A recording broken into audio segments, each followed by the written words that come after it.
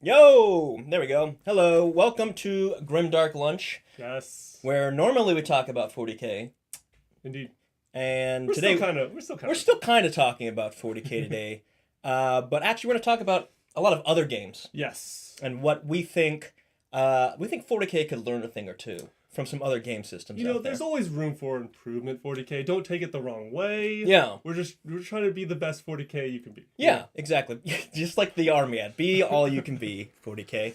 So we're going to talk about some other game systems. So if you have a game system, maybe there's a mechanic from, I don't know, Marvel Crisis Protocol, which we will be talking about. If there's a mechanic from that that you think would benefit 40K, let us know. Maybe it's an old game you played when you were a kid. Maybe 40K should be more like Monopoly. Let us know. Mechanics are mechanics, and there's good and bad in each type of game.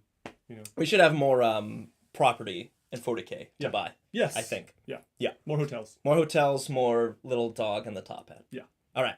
But first, before that, we have to do a little bit of science. Science. It's time for science. I'm going to need you to summon the list here, John. Summon the list. So keep summoning. Keep going. Keep going. There it is. Oh, Woo! I think I pulled something. All right. You got it. Yo, is this the first model here? Oh, yeah. My goodness. Well, no, we have about 30 other models here. Oh, yeah, of course. But this is the first model we're going to rate today. Nice. So we are ranking every model in 40K ever. This is our tier list, you could say. Yes. It is quite awesome. We are doing 3 today. Starting off with a Warhound? I think this is a Carnivores. Carnivore. Come on, John. You know, Look, Chaos Knights. the most cultured 40K players will say this is a baby Chaos Knight. It's a little puppy. Little pup. Little puppy. Little doggy. Hey, what's up, Polychrome? You made it just in time for the list. Again, this is objective. We got to leave our feelings at the door. Got to be objective with these. These are pretty great. Yeah. These are pretty great. They, looking at them, they obviously have way more classic Chaos compared to Imperium. Yeah. These have way more character than their Armiger counterparts. Which are very boring. Which are boring. No, I'm kidding. I guess cleaner, But the carnivores here look pretty awesome. They have the skulls, they got the spiky bits, they even have chain and talon. Yeah, they got a little skirt there. Little skirt. Little skirt, little claw, little sword. Not hiding much. No, not really. Yeah, the skirt's not hiding much, but yeah, the skulls go pretty hard. Yeah. I think they're probably divisive though. Do you think the skulls are divisive? I mean, I don't even fully understand them, to be honest. Me neither. I'm kind of perplexed. They look a little goofy. What animal is that? Right? What's the origin of this war dog skull? Yeah. Is it from a large hound, or is it synthetic? Yeah. What is this? What's is it a chaos growth? What is happening? These are all good questions. Yeah. All right, but we gotta move on because we'll come back. Yeah. We're doing a first pass. First pass. I'm gonna say it's gonna be pretty high. Yeah. We might break top 10 territory today. Whoa, big words. Yeah. Whoa. All right, we got a Goliath rock grinder. Nice. I like this. I like it. Look, if you had to grind some rocks, you're busting right through those rocks. I like the front. Everything else is like, all right, it's cool. There's a lot. You don't want to get hit by this thing. No, no. Seeing, it would be terrifying to see all these in motion. I don't think I wouldn't want to get hit by it, even if there weren't saws on the front. Yeah, I mean, getting run over, not the best experience. Yes. What's up, young boy, and Liberty, and Barry, of course. Hey, what's up? What's up? Good seeing you guys. Thanks for joining us.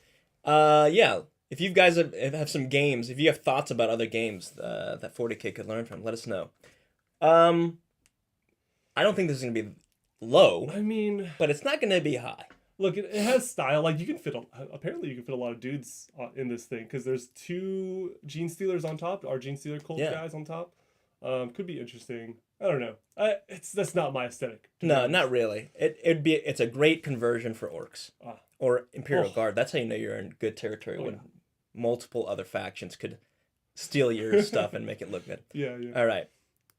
Number 3. Ooh, a heavy hitter. Oh, yeah. Big chonky lad with sword. Look, you don't get much better than these dreadnoughts. Yeah, is this a Galactus? This is Galactus. Yeah. Galactus. Yes, kind of like Galactus from Marvel, but he's not that big though. It's so difficult to hate on Custodes' work. Yeah, like all their he's relic down. I'm sure this armor probably has been around for millennia. Yeah, it's hard. Like look at that, and it's gold. It's so cool. Oh my gosh, he's a dreadnought with a sword and a shield, and that sword has a flamethrower. What? Yeah, it has a flamethrower. Oh my. This is gonna be high for me. For me, at least, this is gonna be. We'll have to give it high ranking. I think it's one of the cool. It might be the coolest dreadnought, maybe behind a Leviathan dread. Yeah, it's high for me. All right, but we got to do science now. Yeah. All right. Carnivores. All right. Okay. Let's look at this list. Calculation. Calculating. Starting. Get the beacon. I think this is high. This is high. It's not. Yeah. It's definitely high. We got some really big models in top 10 though. Yeah. I don't know.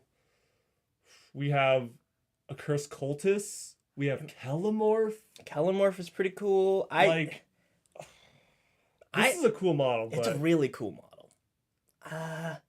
I think we're somewhere in the. Are we in the 6-7 range? What do you think? 7? Are we up there? Are you thinking? Are we thinking 7? Are we 7-8 top range? Top 10 above Kellamorph, above Hexmark. I think so. Liberty has opinions. Okay. Liberty. Okay. Top 10 above Kellamorph, above Hexmark. Yeah. Yeah. So that's about. I don't know. I think I could put it. I could 50-50 at a Cursed Cultists. If only we had a way to figure this out. No. Yeah, flip it. Flip something. Flip. Find anything. I gotta find a coin to flip. Flip it. Or a dice to dice. Let's just rock, paper, scissors. Number 9 says polychrome. Doggo should be 5 or 6. You guys are crazy. Yeah. Hey, that's what I was thinking. Over Virtus Praetors? I was thinking somewhere 6-7 range. Oh my gosh.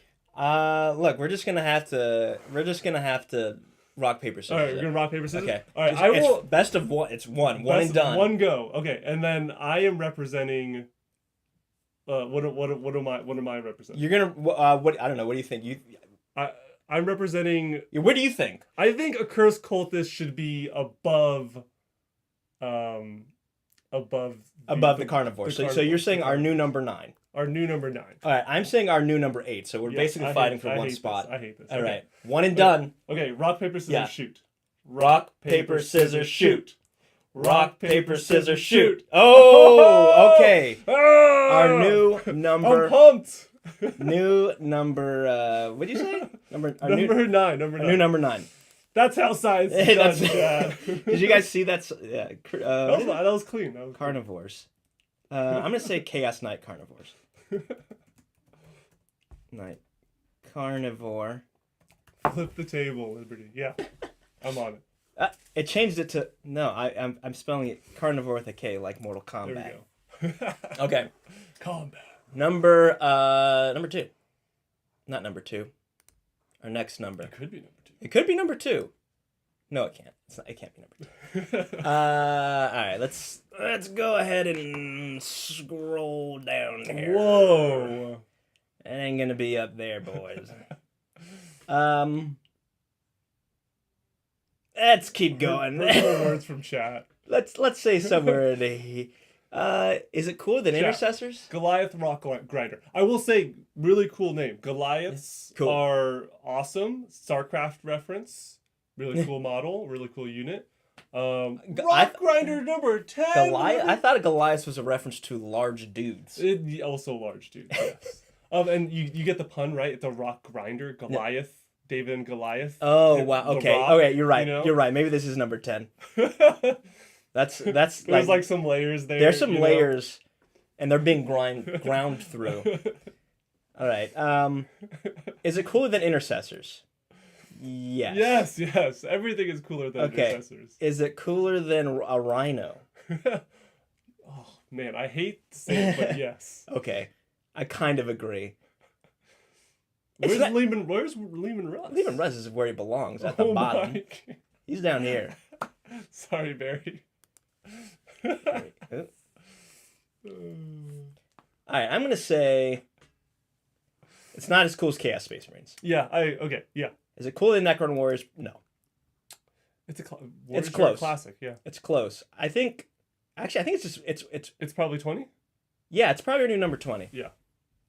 Goliath 20 is a good number. 20 is a good number. That's a very nice scientific number too. Yeah. Is it one word? Whatever. Everyone's placing high today. Everyone's math is like. Yeah. What lab are you in? Get a better lab.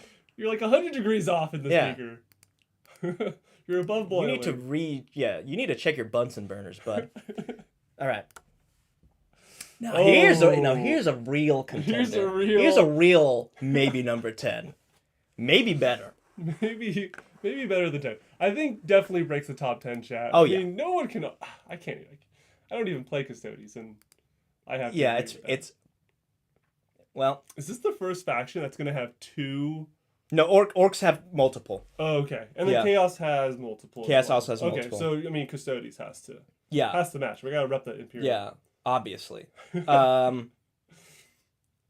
This is tough. It's like how do you even compare them, really? It's hard, right? I think we can compare vehicles to vehicles. I feel like I think it's better than a carnivore. Yes, obviously. Obviously. Yes. That being said, orc boys, catching jungle fighters, big guns. Bigger guns than this guy. Bigger guns than this guy. Yeah, so it can't be there. Right, so we have somewhere between 4 and 8. Yeah, that's our range. That's our scientific range. We're honing in. We're still calculating. I'm gonna say, okay, here's where it's gonna get interesting. I think he's cooler than Virtus Praetors, which are the other Custodes unit.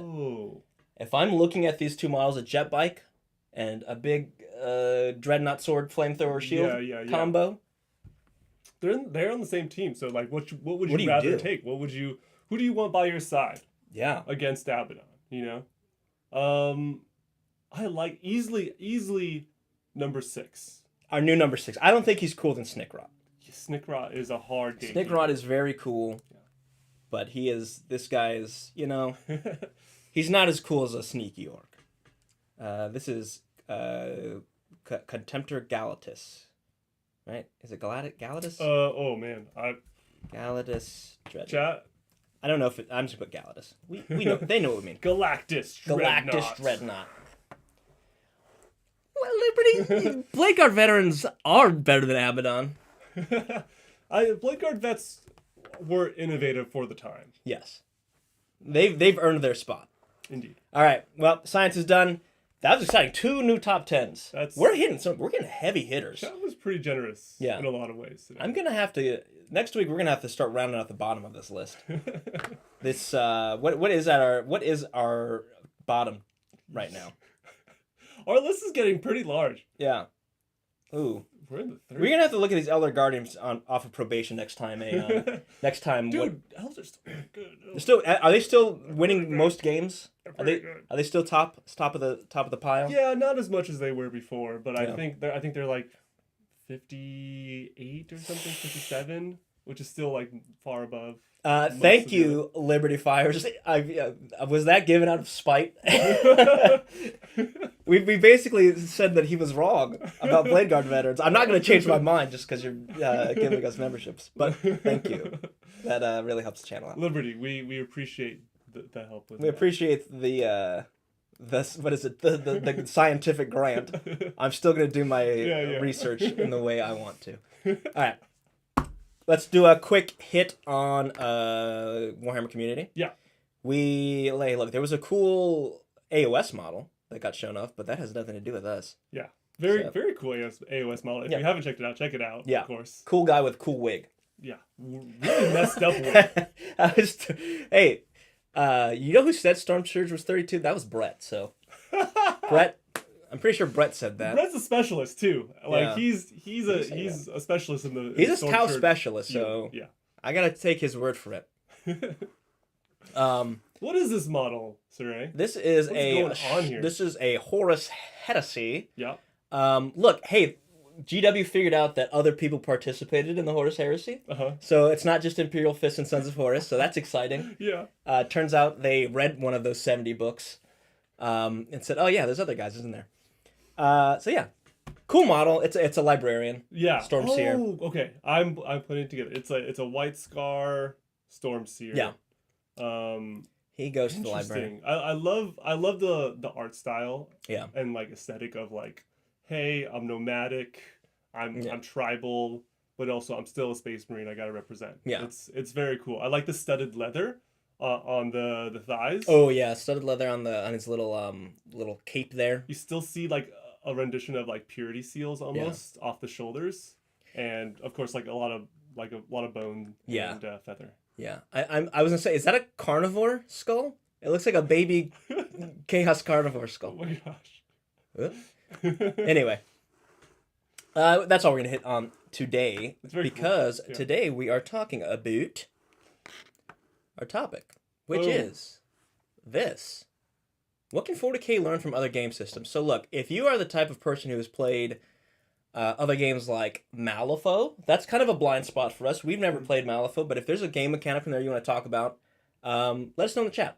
Also, I guess I should say this: if you haven't liked the stream, please do.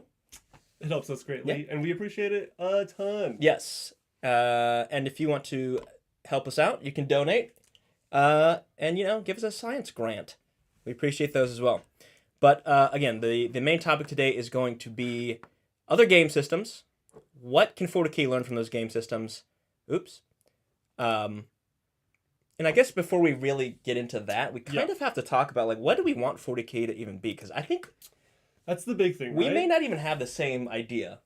And I'm curious what chat thinks about this, because... it's a hard needle to thread. Chat, please chime in. Yeah. What do we want 40K to be? We see the classic spread of narrative, casual, for people just getting into the game. They just want to play on like a Saturday night. And then, of course, the competitive that we all see at big events, and it's, sought after. There's, huge Reddit communities about that. And so, what do we kind of feed into of, what should our rule set be? Yeah. So, I mean, one of the points I want to talk about is do we want 40K to be a vehicle for telling stories, right? And that, these kind of questions and your answer to these questions are going to kind of inform what kind of mechanics you want in a game, right? Someone who's only here for telling stories is going to want weird mechanics, like in Gorka Morka, right? The classic fit as many orcs as you can onto an orc truck, and if they fall off, they die. That's not something a competitive player would necessarily want. That's something somebody who's looking to have a little more weird, dumb narrative stuff happen. Yeah, they're gonna see more value in the wackiness and the story building and the personalization of a given model or unit or army, right? So whether in the competitive scene, that's seen as pretty outlandish, or it adds more unwanted math to balance, Yeah, and exactly. Someone who wants a more I want a tactical war game is going to care about things like facings of armor, right? Sure. That's a thing they used to have in older editions. That's something they still have in Heresy. Heresy is not necessarily a competitive game, but that is probably a mechanic that's is that a story? That's not really a story mechanic, right. So that those are kind of some of the things we're going to talk about today. For sure. And so what level of complexity, that's kind of what... That's always a cap. It's almost you have this bag of here, this is 40K, this is the bag, and how many mechanics do we put into the bag before we get to the level of complexity where it's just unwieldy, right? Yeah, exactly. And everyone, depending on what kind of game you want out of 40K, is the size of the bag. Yeah. All right. So, bullet 2. All right, so we're going to talk about other games. We're not going to randomly pull out game mechanics out of our butt here. We're going to talk about other games and how they work in those games. And would they fit in 40K? If they do fit, what are we kind of leaning towards? Are we talking about, like, again, a narrative game, a tactical strategy game, a competitive game? Where does this mechanic fit? Mm-hmm. Where would it not fit? Mm-hmm. You know, on this spectrum of what do we want out of 40K? Yeah. Believe it or not, like, we love 40K, but we also play other board play games, other tabletop games, other miniature tabletop games. Yeah. So it's all very cool to compare, and you kind of realize like what you love and what you don't. About these specific games. Atomic Mass, first off, one of the very big miniature tabletop games, and they constantly put out amazing tabletop games with crazy IPs like Star Wars or Marvel. Very, very cool. And we've seen 40K and Games Workshop actually learn from their competitors, right? Like data cards weren't a thing before this edition. This is something that Atomic Mass Games did amazingly. They have like that one card for that character, for that unit, and you know everything you need to know about that given unit. So yeah, it's something that's interesting, right? It's like you can still have complexity, but you know, you still, if you present it in a way that's easy to, if you have it in a way that's easy to digest, you can still maintain complexity. So like, just as a comparison, a game where I don't think it does this very well is Horus Heresy. Horus Heresy has a pretty, you know, there's maybe a higher ceiling to get in, but the mechanics are not, you know, extremely different. Sure. But the way it's presented is so obscure, and it's like why I'm like flipping constantly back and forth. It's like I don't know. It's just not presented well. Right. If you were to take data cards and put into Heresy in this case, I think it would improve it a lot. Like you'd have this condensed. Okay, this is what I need to know right now. And that's something that's actually, you know, that makes a lot of sense, right? Because like the people I see playing Horus Heresy, one, it's a smaller niche, unfortunately. But like they're dedicated to that game, and they have to be because they need to learn those complex rules. Right? Young Boy brings up a very good topic, and this kind of transitions into Atomic Mass Games of like 40K shouldn't be behind paywalls. A lot of the rules should be free, and they've kind of done that a little bit. With like 10th edition indexes and core rules, right? And core rules, right? Being online, but Atomic Mass Games is one of the masters of these too, where like it's a lot of it is digitized. And it's just so much better that way. You can always figure out what your opponent is or what you want to get for a given team before you go out and play a game or buy these models. So it's very, very cool. Open source, super great. Easy access. This is, I mean, it's kind of in the same way of improved data cards, right? It's like this is not a game mechanic necessarily, right? This isn't something that's it doesn't matter where you fall on the spectrum of if you want a narrative or tactical or competitive game. Improved making information easier to digest is good for everyone. That's not specific to your specific vision of 40K. Unless you want it to be weird and obscure. I don't know why you'd want that. I mean, it also takes away barriers of like people wanting to get into your game, you know? Like it just makes it that much easier. And I think that's just a great thing. Quickly also want to touch on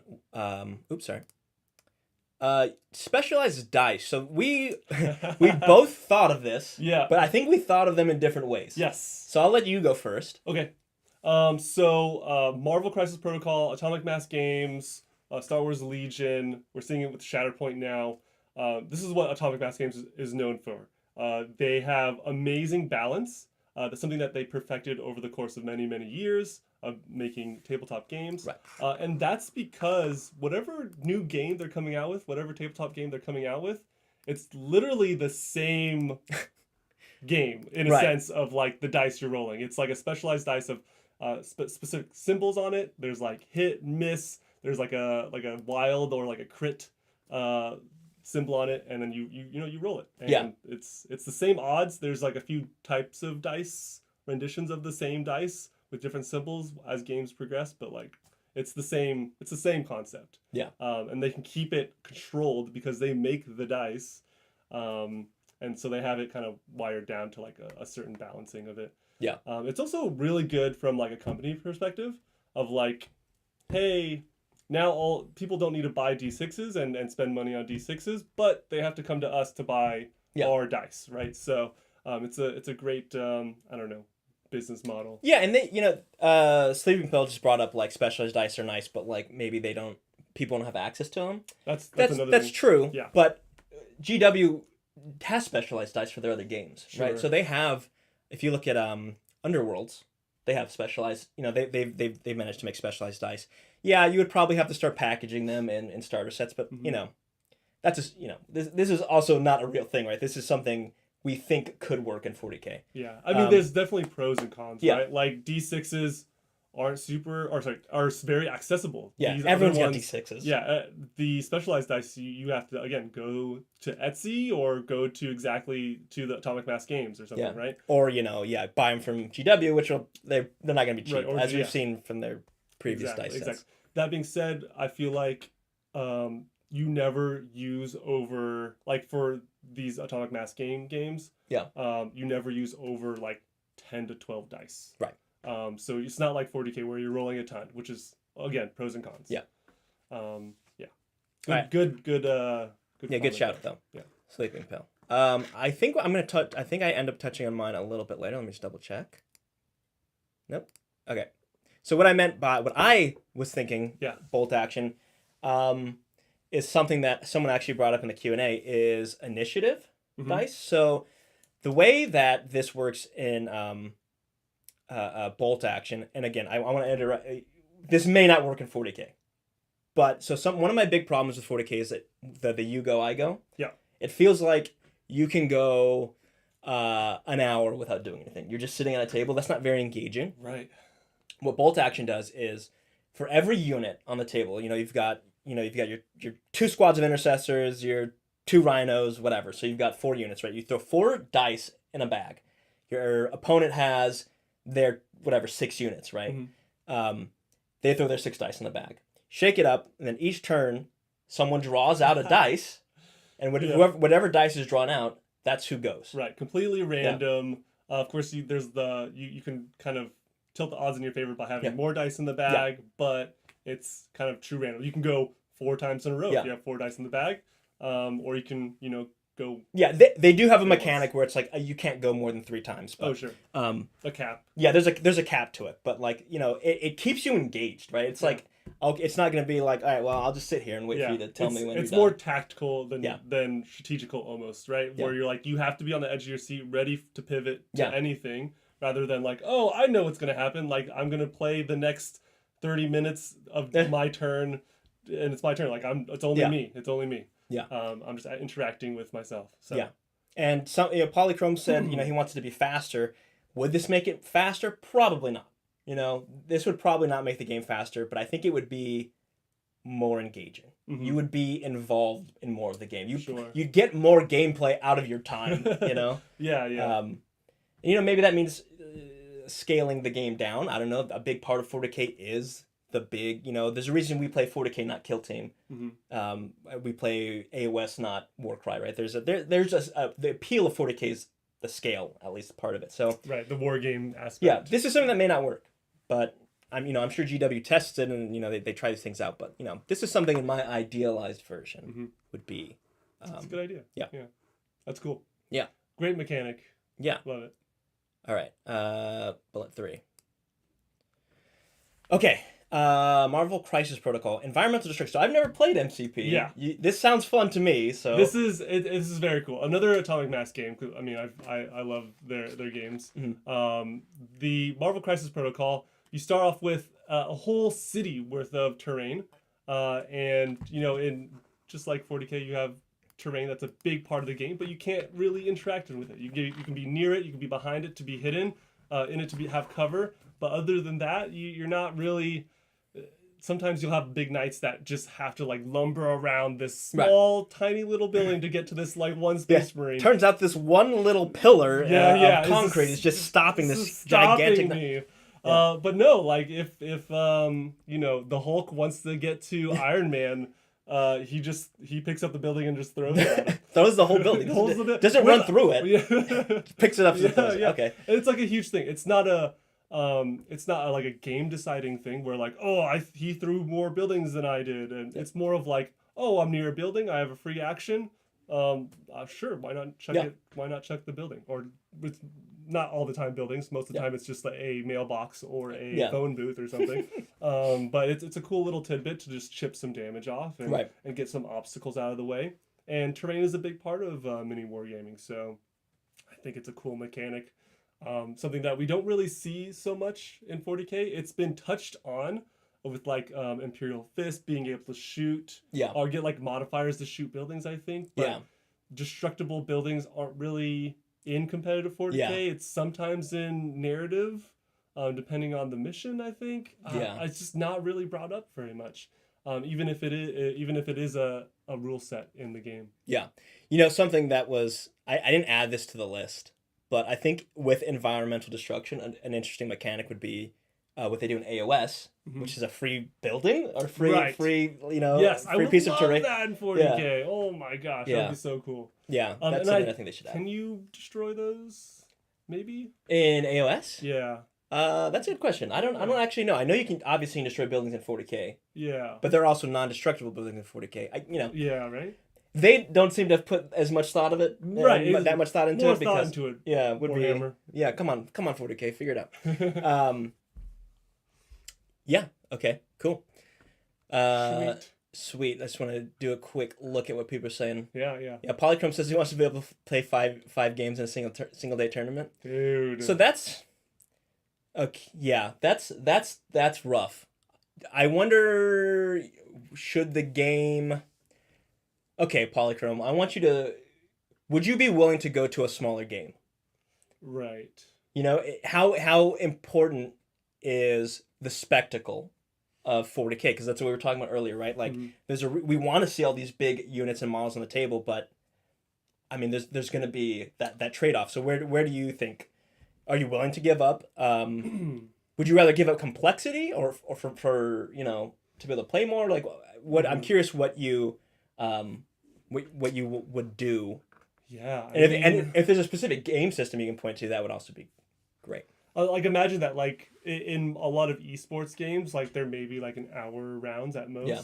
So like if you were to translate that to like 40K, having an hour game of 40K, you would need to be like 800 points at most, you know?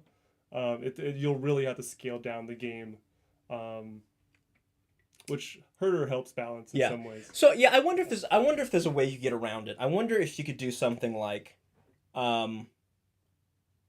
okay, I'm just pulling this out of thin air. What if you made it so that you could only bring a certain number of units? Now that'd be really difficult. Sure. Well, you could increase unit sizes so that kind of artificially makes it so that you don't have, you know, you're not bringing a 5-man squad that's worth 100 points of intercessors. You're always having to bring a 10-man squad worth, you know, 200 points. If you keep this point limit at 2,000, that's going to cut down on the number of not models, but the number of units you have. It almost says like the game says this is how many baskets you get. Yeah. You know, spend your money on eggs and put them in whatever baskets you want. I mean, was that something you think would work? I think that's kind of cool. Speaking of which, like that's kind of how Blood Bowl is, right? There's teams, and you get like $1 million, and then you spend on, you know, certain players, right? Yeah. It's kind of cool, and you obviously can't have like 20 players on a field or on your side of the field. Interesting. Polychrome just said, Polychrome's supposed to go play Epic, so Imperialis. Dude. Hey, look, there's lots of I want to know how long Imperialis is going to take to play a game. Oh yeah. Yeah. Yeah, it's interesting. I don't know.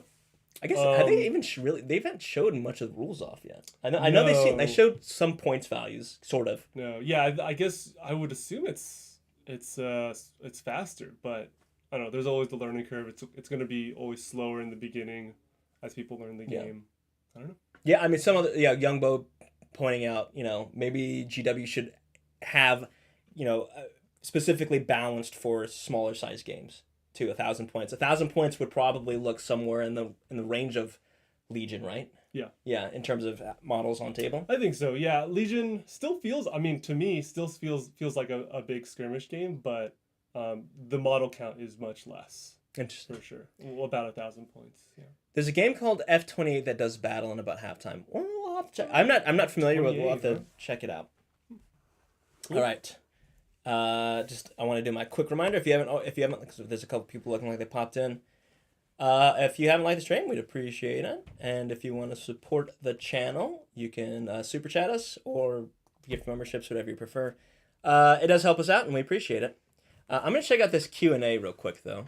Ooh. There were some answers in there that we didn't get to. Yeah. I want to see. We appreciate all the interaction. Just talking chat, doing the poll, doing the question, the Q&A. We definitely want your thoughts. So Meg says roll for initiative. Classic. Yeah, roll for initiative. Yeah, a classic like D&D. This is also. Oh no, 40K has never done this. I don't think. Maybe first, second, or third edition there was maybe a roll for initiative, but there was an initiative stat. Yeah. Would you would compare initiative? Yeah, so they have that. They still have that in up until 7th. So really, okay, yeah. And heresy, but like use it for heresy. As for actually rolling for initiative, yeah, the first few editions of 40K were more D&D-esque. Barry says hounds aren't brown. That's what he meant by put that in the questions. Okay. And Liberty Fire says female characters in your most popular faction, Space Marines. Yeah, I mean, I agree with that personally. I know that might be controversial, but I don't see the problem personally. But let's get back to live chat. Boom. So yeah, 7th had initiative. Yeah, actually, I really like initiative. I feel like that might be adding too much it might be making things a little complex, but man, I really like the way initiative works. I thought it was really cool. Yeah. And I mean, I played a lot of Howling Banshees. Okay, never mind. So I love initiative. I love initiative. That was the one thing. Banshee's always fighting first, of course. Yeah. Okay, let's get back into these. Yeah, we were on. It was also a way to translate agility and speed that wasn't just movement. Yeah, now it's just movement and like it doesn't read the and same. Shenanigans. At least initiative was a way to be like, oh, you're fast in fighting as well. Yeah. Was there ever a unit that had low speed but high initiative? I don't know. That'd be. I guess that would be like almost like a truck or something, right? Where it's like as a high max speed, but like it gets to melee and obviously it's not gonna. I think that'd be an Sorry, I know we're just making things up now. That'd be an interesting mechanic for Death Guard. Like they lower your initiative because they make you sick. Yeah. I don't know. Yeah. That would be amazing. Yeah. They don't gain initiative, but they lower yours. That'd be kind of longer you're in combat with, you just lower and lower, slowly dying. Oh, that's so good. We should hire us, GW. We'd make a terrible version of 40K, but they'd have fun, cool stuff like that. All right, Sid Meier Civ. Yes, this is more of a classic board game. If you've played any Civ game on the PC. You'll see that a lot of the units fall into this rock, paper, scissors kind of format of like every time, an archer shoots against infantry, they're usually shielded so they can block the arrows, but you shoot against like cavalry, they're going to demolish them. Same thing of like, you can. Yeah, it's not exactly a triangle, but right, like archer beats spearman, spearman beats cavalry, cavalry beats archer. It's kind of that circle. Yeah. Of course, you could throw other dimensions onto there, but yeah, rock paper scissors. It's just a clear way to have a balanced game, whereas it's kind of convoluted in 40K of like, it's muddled by a bunch of stats. Right? Yeah, it's not an exact counter or. Which is interesting because they've added the universal universal USR special rules. They have like anti-vehicle, they have anti-infantry now. Right. Maybe they could lean further into that. Right. I mean, that's a good thing you mentioned. Like that's a way to lean into rock paper scissors without exactly having that rock paper scissors mechanic, because it gets a little dry, right? Like you're just building rocks. Yeah. Oh, I brought all my rocks today, and you brought all your paper. Oh, that sucks. Yeah. Someone else, I think it might have been Liberty, talking about re-rolls for characters only, and so we were talking before the stream. We were talking with Zach about if we're talking about rock paper scissors, it kind of feels like you can buff your rock to beat paper, or you can beat your scissors to beat rock, and so it's like it kind of defeats the purpose of this system of like things to wear, You hear the term death ball get thrown a lot around a lot in 40k. Like, oh, I have my Chaos Space Marines death ball. I buffed up my Terminator squad into like a absolute godhood and can never be touched by anything ever. Yeah, and this what used to be a scissors is now like a gun with dynamite and the chainsaw on it. You know, it just kills anything. It doesn't really matter. It doesn't have a purpose other than to win. Thank you, Molecule Cody. First fight last. First, is this course grain initiative. That's that's why I like initiative. I like that there's layers to it. You know, first, fight last is not. I get it from I think it seems more simple, but I don't think it actually is.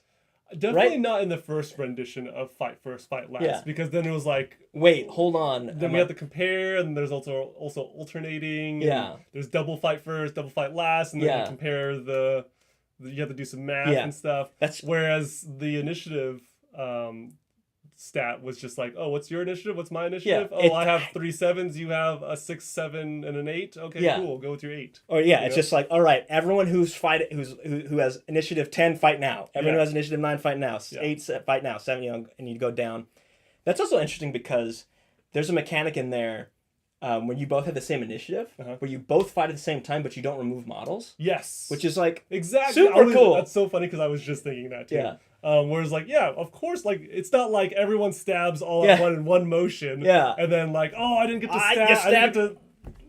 It's everyone's going at it at the same time, you know? I can't fight back. Bring back initiative. Yeah. Now that they have these nice data cards that read super, nice and simple, bring initiative back. I think you could get away with it, and it'd make the game more interesting. Right. And not necessarily. Again, I don't think it'd be more complicated. I think it'd be less complicated. I don't think so. No, I think you're right. All right.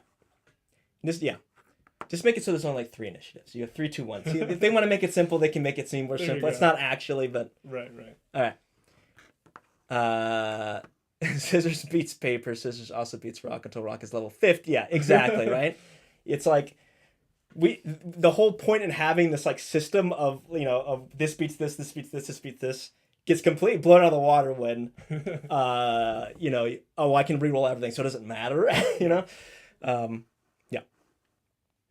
Good stuff. Cool. Okay, there's gonna be one. Is it the next one where I was like, I don't know if I agree with you. No, it's on the next one. Okay. This is 40k critiquing itself, right? Yeah. And we kind of just did that too. Yeah. With like 6th or 7th.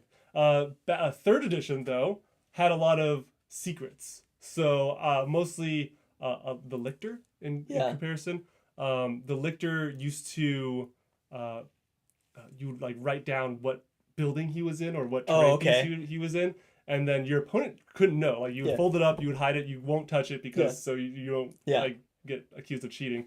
And then like if they went to a building, this lictor would pop up. If you went to the right building. And it was so cool. It was like very like narrative almost, and like kind of this D&D way of like building kind of like a cool narrative. I thought it's really cool. Or like you can do this with mines, like minefields, or just cool stratagems like traps or something like that. I think it's like a very cool, fun. Yeah, more fun, weird stuff, right? Yes, Orc again. I bring this up because it's like in my head is the coolest rule ever. Is the orcs on a truck? How many can you fit? How many can you fit on a truck before they die and roll off? Or a lictor hiding in a building is so fun. Like that's I don't know. It's a choice for your opponent. Of like, oh, do I get close to the? I know there's a lictor might be hiding in this building. Do I get too close or like? Is there? Yeah. Do I run inside? I was like, oh, what? Super fun. Let me bring back the. Again, another mechanic that's not very competitive. Yeah. But very fun, flavorful. But you can make it. When you introduce things like this, it can be, I don't know, competitive. Mm-hmm. It can be taken advantage of in a way that is competitive, right? I guess that's kind of any mechanic can be done that way. But yeah, it's definitely leaning on this is just fun. Mm-hmm. It's a fun rule as opposed to And it could have a place in the game. It's just like again, it's more steps, more rules that might be out of the comfort zone of some players. Yeah. Okay, so yeah, I did talk about this bolt action, the random alternating activations. Uh-huh. Yeah, I'm pretty sure I put this later in the slide, but yeah, just to reiterate on that, it's the idea that you know, you're always engaged, right? It's like you're never gonna go that long without being able to do a whole thing, right? You're not. There's going to be, and think about how that changes the board, right?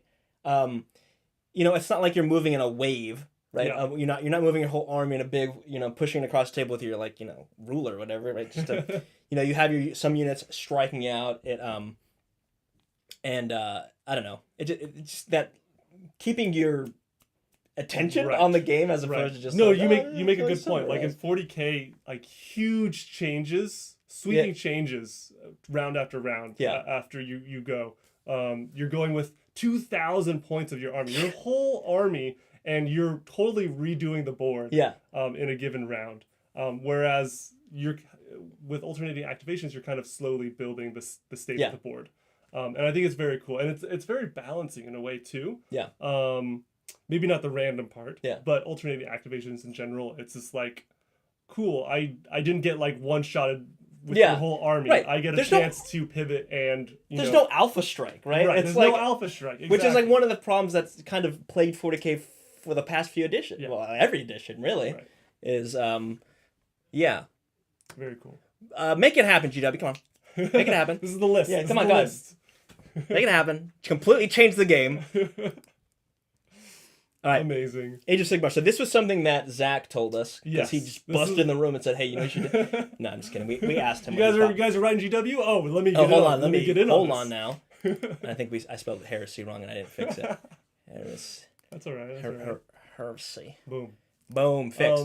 Anyways, yeah, Age of Sigmar has a lot of great things going for it, right? Yeah. Battle tactics and grand strategy. We've seen the missions in 40K develop a lot. We just had 10th edition where now we have these tactics cards. Yeah. As well as a whole brand new mission sheet of like varying missions you can do, from like the ritual to servo skulls, which are like widely different. Yeah.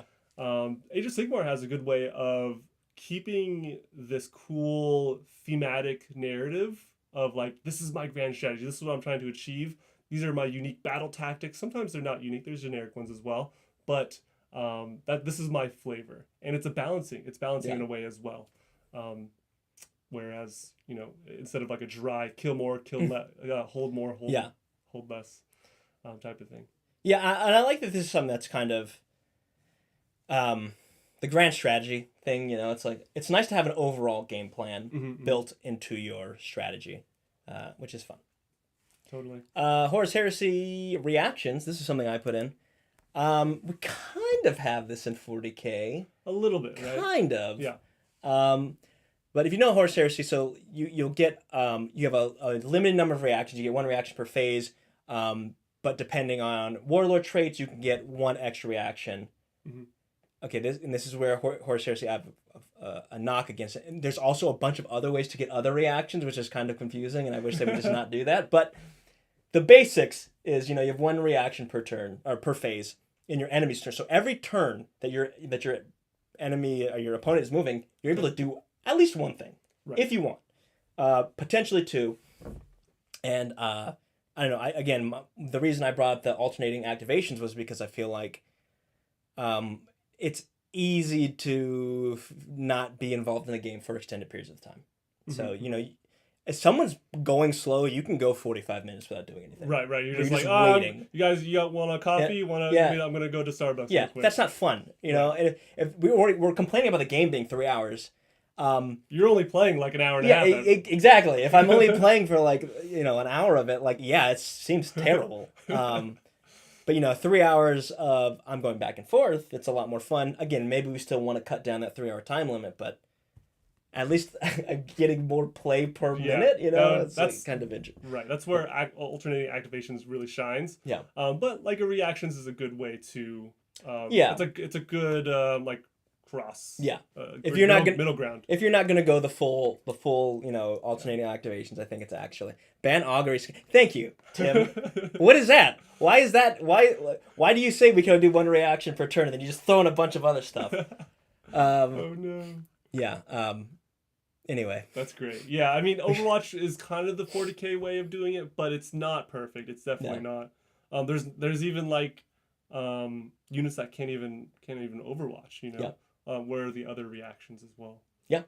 Movement reactions, other reactions. Yeah. All right. Is this? I think this is not. No.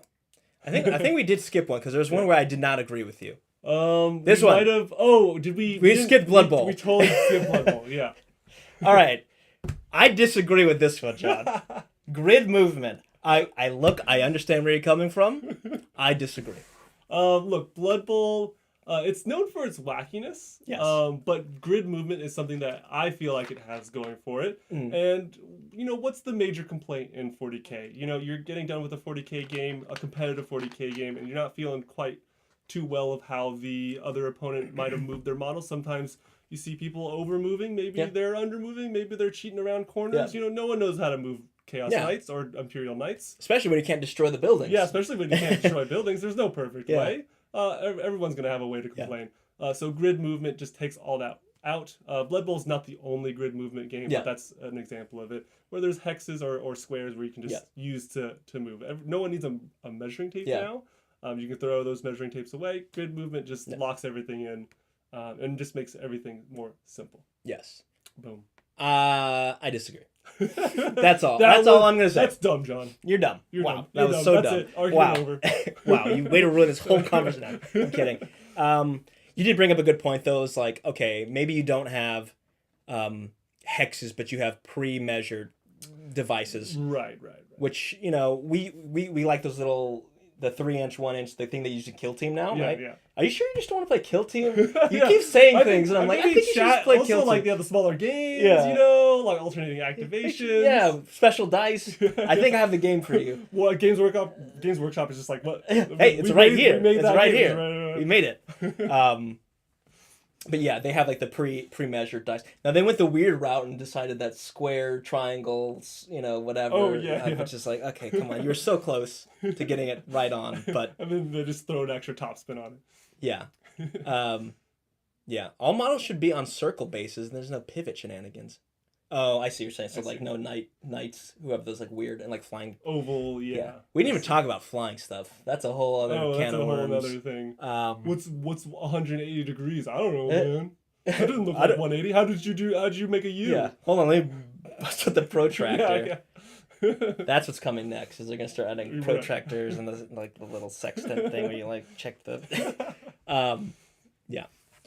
All right, so I think that is just about all the things we wanted to hit, right? I think so. Yeah. Actions. There's also like push your luck and stuff in Blood Bowl. Yeah, maybe we can touch on that real quick. We talked for about a second, but you can. Yeah. Push your luck is funny. It's not the most competitive because you again have no idea what's going to happen. There's more risk versus reward type of thing.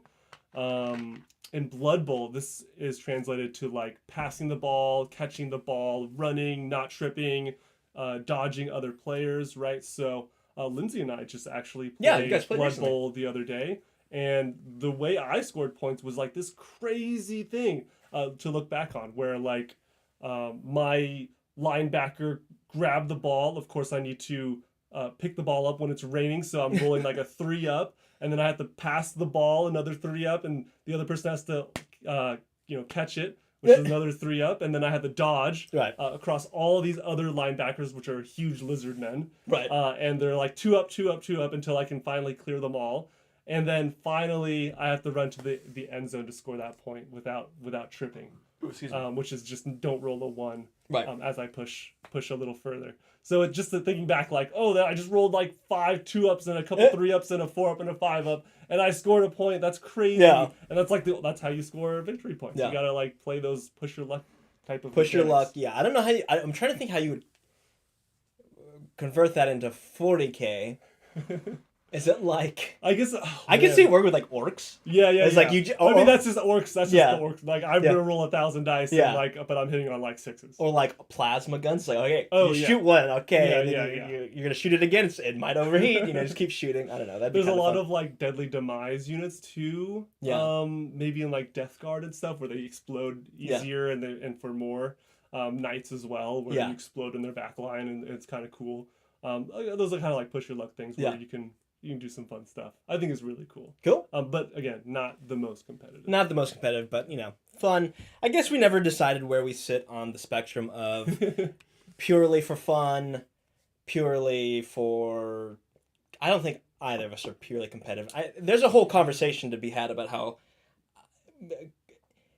competitive 40K is maybe a bit of not an oxymoron, but it's like it's never going to be a perfectly competitive exactly game because it's not a precise game. No. There's a lot of human error, whether it's intentional or not. So it's just like, what can you do? People could have a competitive spirit, of course, and that's totally fine, and that's cool. But again, there's also the narrative half too. Yeah, It's exactly. really where your mindset is, I feel like, with the type of game. Yeah, I think if you wanted to play a perfectly competitive game, you probably wouldn't be playing 40K in the first place. So there's, while we talk about there being a spectrum, I feel like that's like, it's pretty still heavily leaning over to, the side of narrative fun stuff. Double once you remove the model.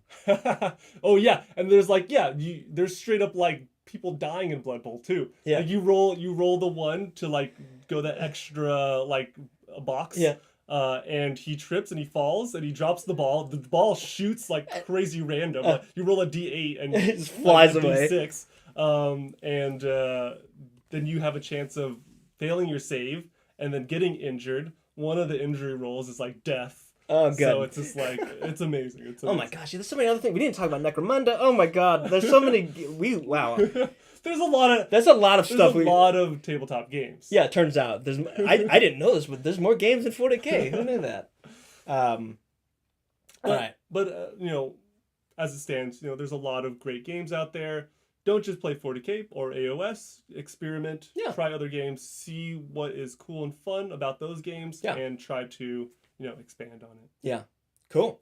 We're going to start wrapping up here. We'll maybe just do a quick recap. If you want to get any last minute super chats in to help support the channel, we'd appreciate it. If you haven't liked the video, or stream, sorry. Or video, I guess if you're watching it after, go ahead and do that. A sub is always welcome. And subs also, yes. Thank you, Zach. Speaking of Pfeiffer, he must be new. Never seen this name before. Yeah. Who's that guy? Who's that guy? He's sniping somebody. He sniped Precious Hamburgers. Okay, let's do a quick recap, and then we're going to close out the show for lunch. Ooh, lunch. All right, so, we talked a little bit about where does 40K sit on the spectrum of, fun narrative. It's like a box. There's fun narrative, competitive, it's a rock, tactical. paper, scissors. Yeah, it's a rock, paper, which we'll talk on soon. Level of complexity, right? There's... this edition of 40K isn't nearly as complex as it has been in previous editions. Right. Mm-hmm. Is that necessarily a good thing? Could we add in other game mechanics to make it better while maintaining this level of complexity? Right. How much is too much? Yeah. And so to talk about that, we talked about things like improved data cards, which is basically improving how information is digested, which is, again, that's something that's agnostic to whether you like competitive or not, you like narrative or not, or fun or not. Yeah. Like, just making information more clear is always a good thing. Talk about specialized dice, whether that, getting away from that D6 system and how it works in other games. Yeah.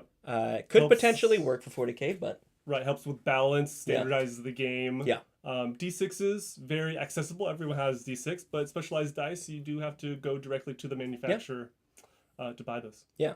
But at the end of the day, it's like, what do we want? Do we want people to have just only people have D6s, or would you rather have a more fun game? Mm-hmm. It does cut off accessibility, so on and so forth. Right.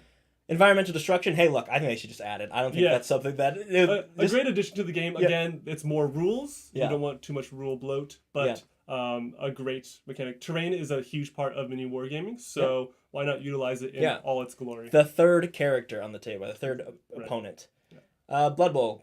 I really like Push Your Luck. I don't know how it fit in 40K, but it sounds super fun. Yeah. And grid movement, no. Maybe. Okay. Maybe sometime. Maybe you should just play Underworlds, man. I don't want grid movement. We talked about rock, paper, scissors and how maybe they need to skip. They need to maybe lean into that more, not having Uber units. Mm-hmm. 3rd edition secrets, which I didn't know about. Yes. I say bring that, throw in hiding lictors. Right, hiding lictors, things that are not, exact sciences, you got people writing on pieces of paper to keep secrets, and then you got to trust your opponent to make sure they made the right choice. They didn't lie, right? And then cool things can happen. Yeah. Cool narrative things. Yeah, that's something. Mechanics like that are things I love. That like Hand of Dust, which Meg loves. Hand of Dust is like a mechanic that. From AOI. Like the whole, that's like, so fun. Choose a hand. I don't know. I think that's the most fun. Yeah. Age of Sigmar, battle tactics, grand strategy. Yeah, having an overall plan, being able to having a plan and being able to stick with it or flex if you need to is fun. It's not completely random. Something that adds to your army, a thematic, a theme to your army, your grand strategy. Very cool. Win conditions are also exciting. Win conditions are also very cool. Then Horse Heresy reactions, which is a way to keep you involved in the game, which is a bit we touched on that with alternating activations. Sweet. Alrighty, y'all. Well, that was a good stream, I think. That was fun. Make sure we didn't miss anything. Cool. All right. I need to close this Q&A, see if anyone said anything before we close this up. Yeah. Nope. Okay. Good. All right. Well, that was a good stream. That was fun. Hopefully everyone in chat had fun as well. Thanks you all for joining us. Yeah. There will not be a Monday in the Mortal Realms this afternoon. But stay tuned for our Wednesday show. We'll be doing some hobbying. And we'll see you guys next week. See Bye. ya.